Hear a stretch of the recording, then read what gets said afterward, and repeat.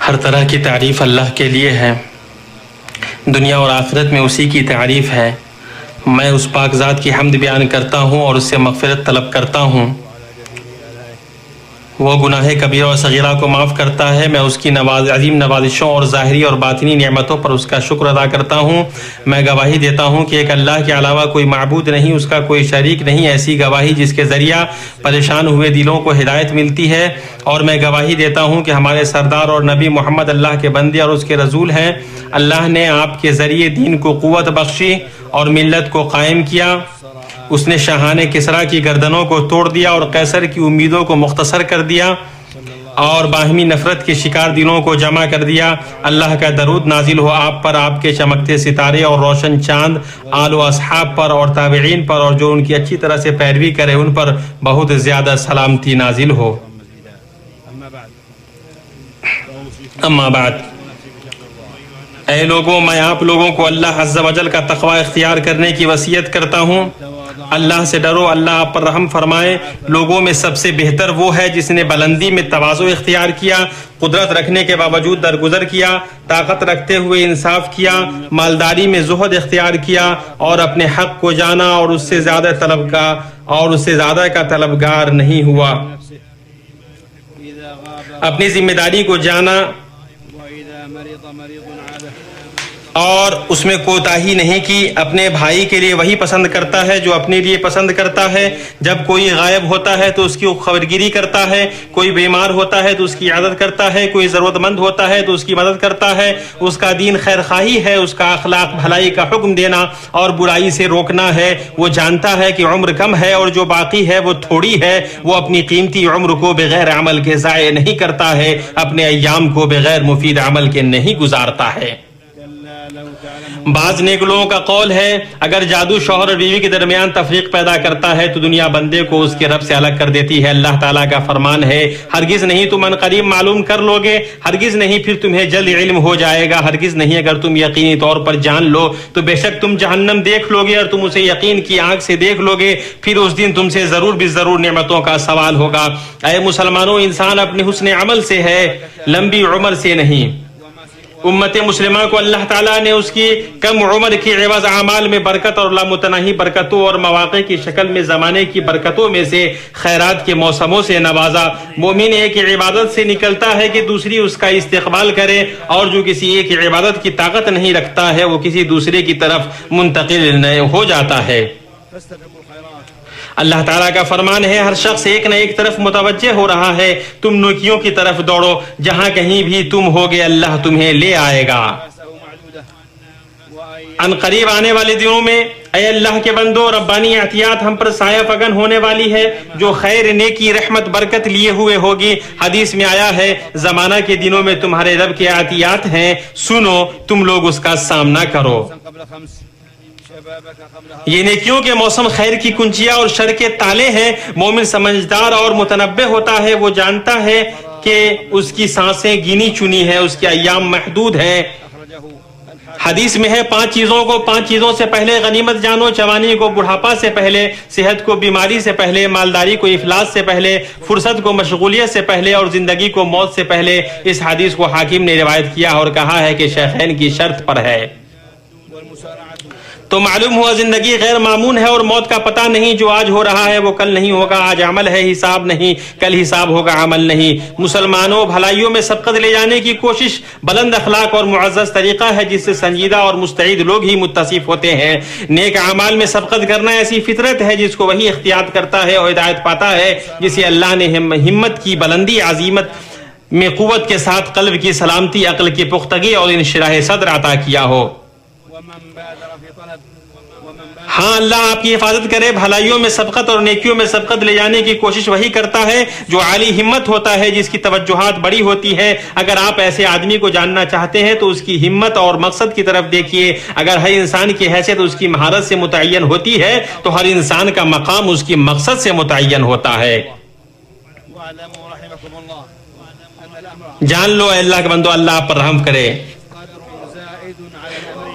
کہ بھلائیوں میں سبقت لے جانے کا حکم بھلائیوں کے کرنے کے حکم پر اضافی حیثیت کا حامل ہے۔ اس لیے کہ بھلائیوں میں سبقت اس بات کا متقاضی ہے کہ جلدی اور سرعت کے ساتھ ساتھ بھلائی کو اکمل ترین صورت و شکل میں کیا جائے اور پایہ تکمیل تک پہنچایا جائے. تو فضائل و کمالات کو حاصل کی طرف مسابقت کرو اور تیزی سے کام لو.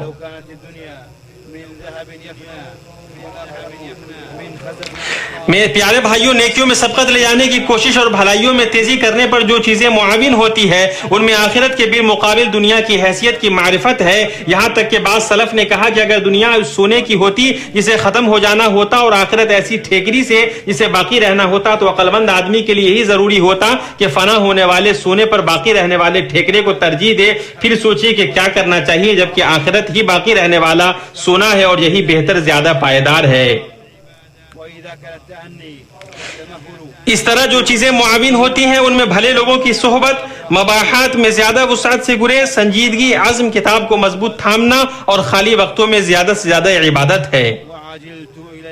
اگر دنیا کے معاملات میں سنجیدگی اور ٹھہراؤ مطلوب ہے تو آخرت کے اعمال میں تیزگامی، پیش رفت اور مقابلہ آرائی ہے. اللہ کا فرمان ہے، اور میں نے اے رب تیری طرف جلدی سے اس لیے کی کہ تو خوش ہو جائے. اثر میں آیا ہے ہر چیز میں سنجیدگی کرنی چاہیے سوائے آخرت کے اعمال کے. امام احمد رحمہ اللہ کہتے ہیں بھلائی کی ہر چیز کی طرف تیزی سے بڑھا جائے. پیارے بھائیو، آپ کے سامنے معزز مہینہ ہے، مسابقہ اور منافست کا میدان ہے. جس نے اس میں نفل کے ذریعے اللہ کا قرب چاہا تو وہ اس آدمی کی طرح ہے جس نے دوسرے مہینوں میں فرض ادا کیا، اور جس نے اس مہینے میں کسی روزے دار کو افطار کرایا اس کو اس کے روزے کے برابر اجر ملے گا، خواہ اس نے ایک کھجور یا دودھ کے گھونٹی سے افطار کرایا ہو.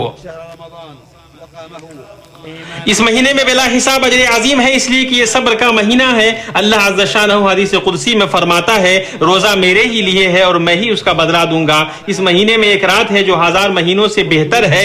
جو اس رات میں ایمان اور نیکی کی امید کے ساتھ قیام کرتا ہے اس کے پچھلے گناہ معاف کر دیے جاتے ہیں، اور جو رمضان کے مہینے کا روزہ رکھتا ہے اور اس میں ایمان اور نیکی کی امید کے ساتھ قیام کرتا ہے اس کے پچھلے گناہ معاف کر دیے جاتے ہیں.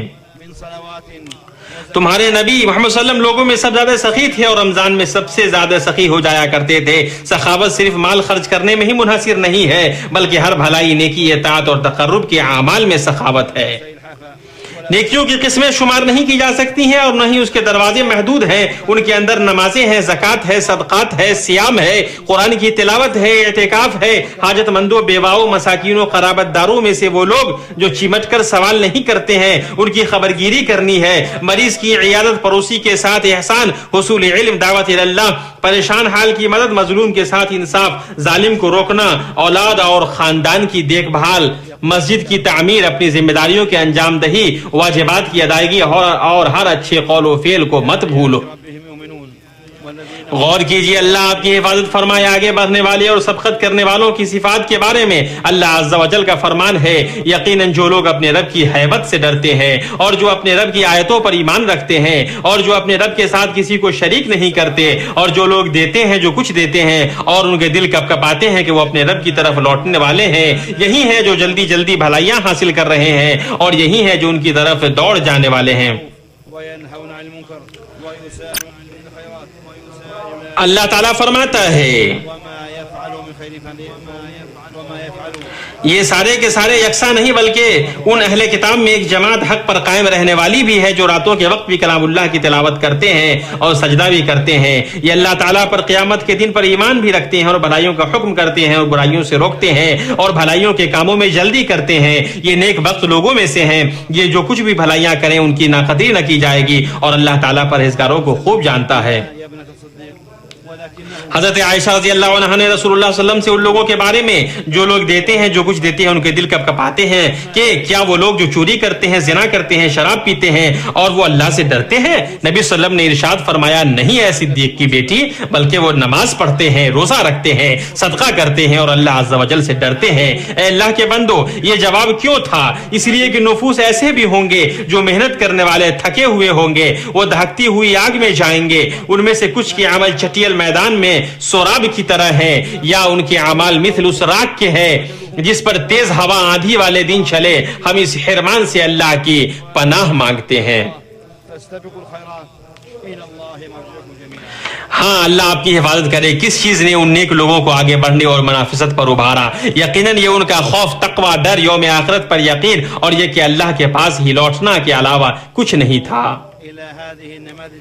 اللہ کا فرمان ہے تم نیکیوں کی طرف جلدی کرو، تم سب کا رجوع اللہ ہی کی طرف ہے. جو شخص آگ سے ہٹا دیا جائے اور جنت میں داخل کر دیا جائے بے شک وہ کامیاب ہو گیا اور دنیا کی زندگی تو صرف دھوکے کی جنس ہے. مسلمانوں، رسول اللہ صلی اللہ علیہ وسلم کے اصحاب کی عجیب و غریب مسلمانوں کو دیکھو. حضرت ابوبکر صدیق رضی اللہ عنہ ارزاہ کو ان کی پیش قدمی اور تیز گامی میں دیکھیے. نبی صلی اللہ علیہ وسلم نے اپنے اصحاب سے پوچھا آج تم میں سے کس نے روزہ رکھتے ہوئے صبح کیا؟ تو ابوبکر رضی اللہ عنہ نے جواب دیا میں نے. پھر آپ صلی اللہ علیہ وسلم نے پوچھا تم میں سے کس نے جنازہ کے ساتھ، تم میں سے کون جنازہ کے ساتھ چلا؟ تو ابوبکر رضی اللہ عنہ نے جواب دیا میں نے. پھر آپ صلی اللہ علیہ وسلم نے پوچھا تم میں سے کس نے مریض کی عیادت کی؟ تو ابوبکر رضی اللہ عنہ نے جواب دیا میں نے. تو رسول اللہ صلی اللہ علیہ وسلم نے فرمایا یہ سارے اوصاف جس انسان میں جمع ہو گئے وہ ضرور جنت میں داخل ہوگا. اس حدیث کو مسلم نے روایت کیا ہے. جب نبی صلی اللہ علیہ وسلم نے غزوہ تبوک کے موقع سے رومیوں کے ساتھ جنگ کے لیے نکلنے کا ارادہ کیا تو نبی صلی اللہ علیہ وسلم لوگوں کو لشکر تیار کرنے کی دعوت دی اور ان کو انفاق و خرچ پر ابھارا. خاص طور سے صاحبان دولت اور کشادگی والوں کو اس غزوے کی مسافت کی دوری، شدید گرمی اور کثیر دشمن کی وجہ سے خاص حالات تھے. چنانچہ عمر رضی اللہ عنہ آگے بڑھے اور اپنے دل میں کہا اگر میں کبھی ابو بکر پر سبقت لے گیا تو آج میں ان پر سبقت لے جاؤں گا. چنانچہ وہ اپنا آدھا مال لے کر آئے. رسول اللہ صلی اللہ علیہ وسلم نے پوچھا اپنے گھر والوں کے لیے کیا چھوڑا؟ تو حضرت عمر نے جواب دیا اسی کے برابر یا رسول اللہ. حضرت ابو بکر کے پاس جو کچھ بھی مال تھا وہ سب لے کر آ گئے. رسول اللہ صلی اللہ علیہ وسلم نے پوچھا اپنے گھر والوں کے لیے کیا چھوڑا؟ تو حضرت ابو بکر نے جواب دیا ان کے لیے اللہ اور اس کے رسول کو چھوڑا ہے. اس وقت حضرت عمر نے کہا میں اب کسی چیز میں کبھی بھی آپ سے مقابلہ نہیں کروں گا. جہاں تک حضرت عثمان رضی اللہ عنہ کی بات ہے تو وہ صحابہ کرام میں سب سے زیادہ مال والے تھے اور ان میں سب سے زیادہ خوشحال تھے. جب انہوں نے نبی کریم صلی اللہ علیہ وسلم کو لشکر کی تیاری پر ابھارتے دیکھا تو کھڑے ہو کر فرمایا اے اللہ کے رسول، ساز و سامان کے ساتھ اللہ کی راہ میں میری طرف سے 100 اونٹ. جب نبی صلی اللہ علیہ وسلم نے خرچ کرنے پر دوبارہ ابھارا تو عثمان رضی اللہ عنہ نے کہا ساز و سامان کے ساتھ میری طرف سے 200 اونٹ. رسول اللہ صلی اللہ علیہ وسلم نے دوبارہ ابھارا اور دعوت دی تو حضرت عثمان نے کہا اللہ کی راہ میں ساز و سامان کے ساتھ میری طرف سے 300 اونٹ. رسول اللہ صلی اللہ علیہ وسلم نے ان کے لیے دعا کی اور فرمایا اے اللہ تو عثمان سے راضی ہو جا، بے شک میں ان سے راضی ہوں. اس کے بعد حضرت عثمان 1000 دینار لائے اور نبی کریم صلی اللہ علیہ وسلم کی گود میں ڈال دیے. نبی صلی اللہ علیہ وسلم اپنے دستے مبارک سے ان دیناروں کو پلٹتے ہوئے کہنے لگے آج کے بعد عثمان کچھ بھی کریں ان کو کوئی نقصان نہیں ہوگا. آپ نے یہ 2 بار فرمایا.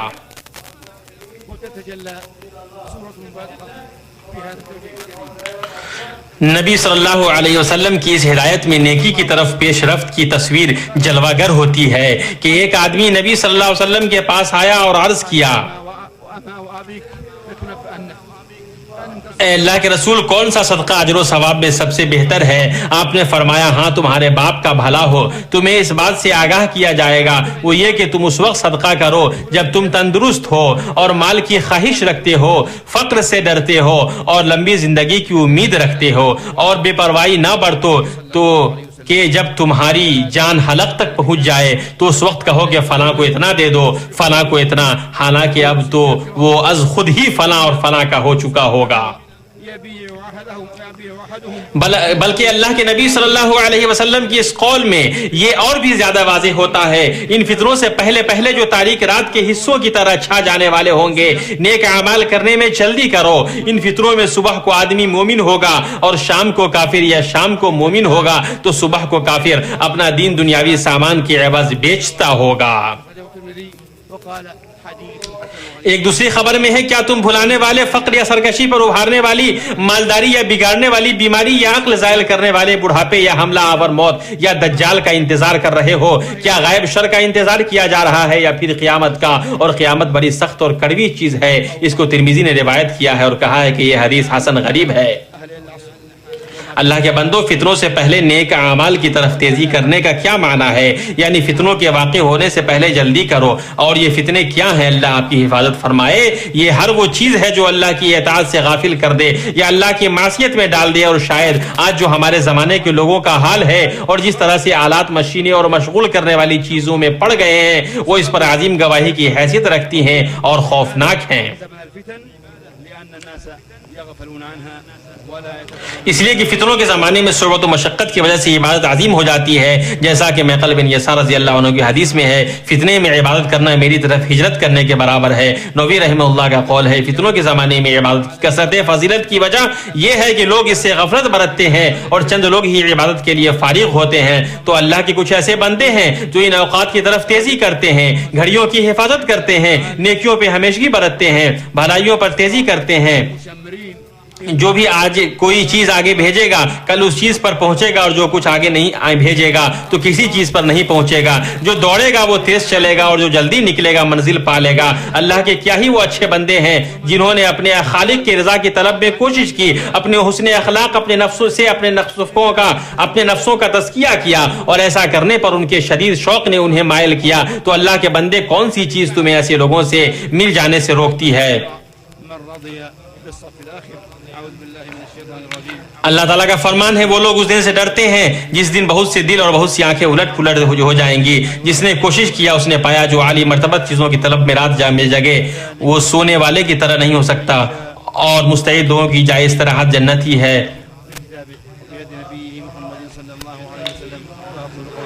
آؤ دوڑو اپنے رب کی مغفرت کی طرف اور اس جنت کی طرف جس کی وسعت آسمان و زمین کی وسعت کے برابر ہے. یہ ان کے لیے بنائی ہے جو اللہ پر اس کے رسولوں پر ایمان رکھتے ہیں. یہ اللہ کا فضل ہے جسے چاہے دے، اور اللہ بڑا فضل والا ہے اور وہ بہت بخشنے والا، معاف کرنے والا، غفور الرحیم ہے.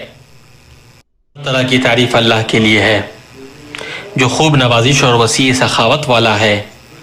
میں اس پروردگار کی حمد بیان کرتا ہوں اور وہ ہر زبان میں تعریف کیا جانے والا ہے. میں اس وحدہ لا شریک جس کے علاوہ کوئی معبود نہیں کی ایسی شہادت دیتا ہوں جو شک اور کفر سے خالص اور پاک ہے.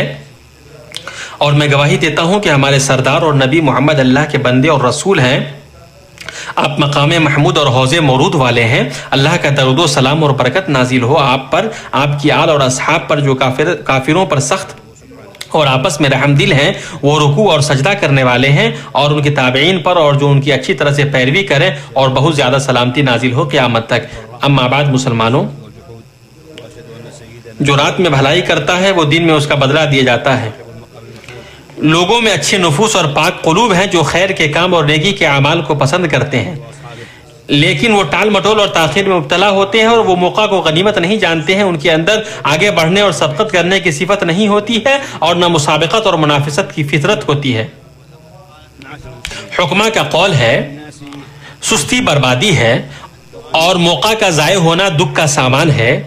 آرام طلبی غفلت، لذت اور شہوات میں غرق ہونا رکاوٹوں میں سے ہے. حدیث میں ہے، کچھ لوگ برابر پیچھے ہی رہتے ہیں یہاں تک کہ اللہ تعالیٰ انہیں آگ میں ڈال دیتا ہے. امام مسلم نے ابو ہریرہ رضی اللہ عنہ سے روایت کیا ہے.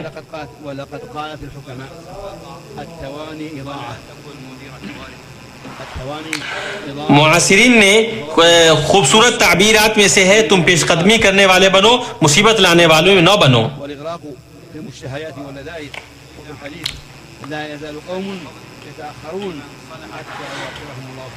یہ دوسری قسم کی مسابقت کے ساتھ وقفہ اور عام بھلائی کی طرف پیش قدمی ہے. اس کے اندر عظیم اجر اور وافر فضل ہے اس شخص کے لیے جس کی نیت صحیح ہو اور جس کا عمل درست ہو.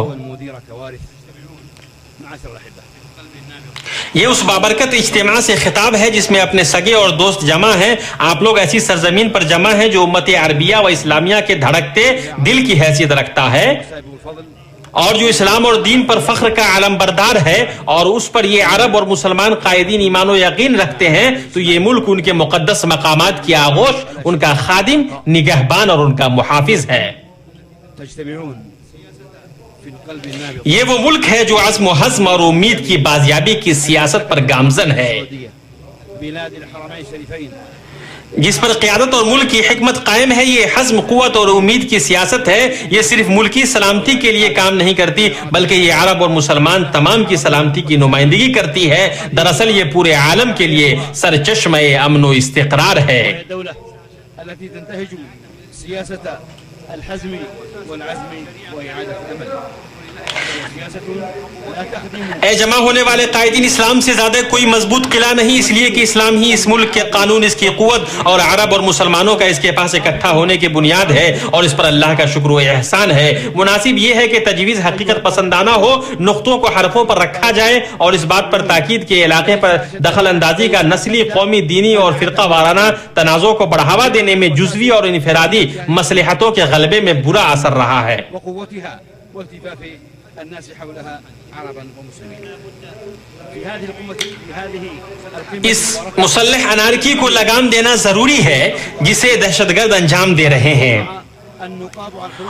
اور جس کے ایندھن فریب خوردہ نوجوان ہیں اور جن کے پیچھے دہشت گردی کے نگہبان لوگ ہیں، جس نے انتہا پسند جماعتوں کو جنگ و جدال کے علاقوں میں بسہولت اکٹھا ہونے میں مدد کی دی ہے. وغلبت المصالح الجزئية والوحدية. اے قابل احترام قائدین، ضروری ہے کہ دنیا یہ جانے کہ امت مسلمہ وہ امت ہے جو اپنے دین، اپنی شناخت، اپنے اقدار اور اپنی تہذیب و ثقافت پر نازاں ہے.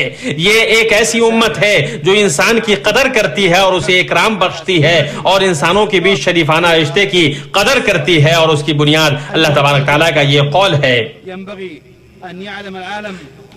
کہ جو تم میں سب سے زیادہ تقوی اختیار کرنے والا ہوگا وہی سب سے زیادہ سربلند ہوگا. وقيمها وثقافتها أمة تقدر الإنسان وتكرمه وتقدر العلاقة الكريمة. یہ ایک ایسی امت ہے جو انسانی ثقافتی اور تہذیبی تنوع پر ایمان رکھتی ہے اور یہ نظریہ رکھتی ہے کہ زمین کی تعمیر میں سارے لوگ شریک کی حیثیت رکھتے ہیں، اور یہ کہ اقتصادی، سیاسی اور ہر وہ میدان جو اس عظیم مقصد کو پورا کرے اس میں باہمی تعاون مطلوب ہے تاکہ تمام انسانوں کی بھلائی کے لیے زمین کی تعمیر ہو، اس کے اجزائے ترکیبی اور اس کے خزانوں کو کام میں لایا جائے. الناس شركاء في عمارة الأرض، والتعاون مطلوب ومبذول اقتصاديا وسياسيا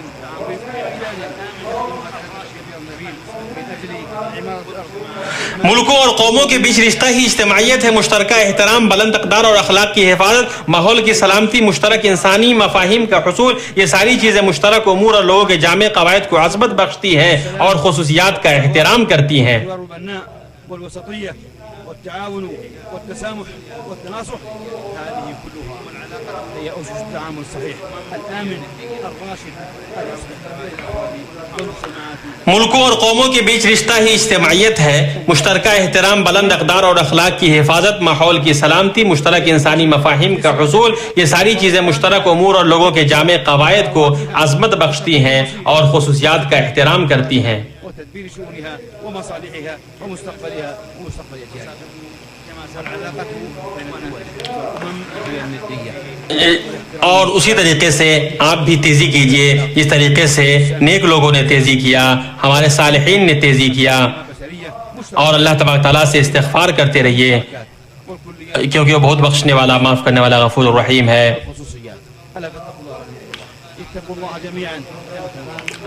اور نبی صلی اللہ علیہ وسلم پر درود و سلام بھیجتے رہو. اللہ تبارک تعالیٰ کا فرمان ہے کہ اللہ تبارک تعالیٰ اس کے فرشتے نبی صلی اللہ علیہ وسلم پر درود و سلام بھیجتے ہیں. اے مومنو، تم بھی ان پر سلامتی بھی، خوب سلام بھی بھیجتے رہا کرو.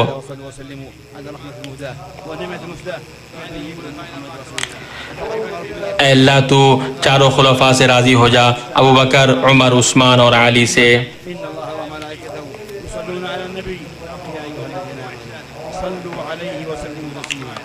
اے اللہ اسلام اور مسلمانوں کو عزت عطا فرما. اے اللہ اسلام اور مسلمانوں کو عزت عطا فرما اور شرک اور مشرکوں کو ذلیل و خوار کر تمام ملت کے دشمنوں کو تو برباد کر دے. اے اللہ ہمیں اپنے ملکوں میں امن و امان عطا فرما.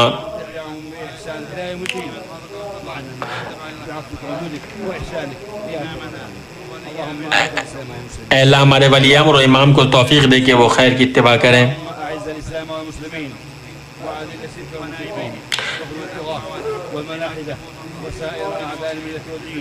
اللهم آمنا في أوطاننا اے اللہ مسلمانوں کے حکمرانوں کو اللہ توفیق دے وولاة أمورنا واجعل اللهم ولايتنا کہ وہ سیدھے راستے پر چلیں. واتبعنا خير العالمين. اللهم وفق إمامنا وولي أمرنا اے اللہ مسلمانوں کے احوال کو درست فرما. وأعل به كلمتك واجعله نصرة اے اللہ ان کو حق پر جمع کر دے اور ان کو سنت پر چلنے کی توفیق عطا فرما. وخذ بنواصيهم في البر والبحر. اللهم اے اللہ ان کے ملکوں میں اے اللہ ترقی عطا فرما. بسنة نبيك محمد صلى الله عليه وسلم واجعلهم رحمة لعبادك.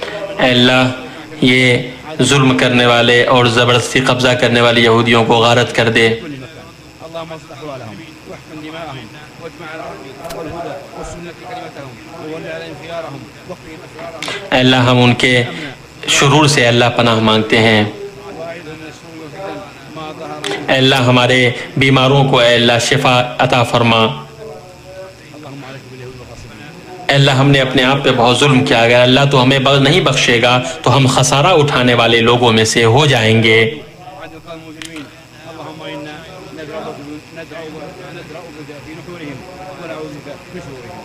اللهم اغفر ذنوبنا اللہ تبارک تعالیٰ کا شکر ادا کرو ان کی نعمتوں پر. واشف مرضانا اللہ تبارک تعالیٰ ہر وہ چیز جانتا ہے جو تم انجام دیتے ہو. واغفر لنا وارحمنا لنكونن من الخاسرين.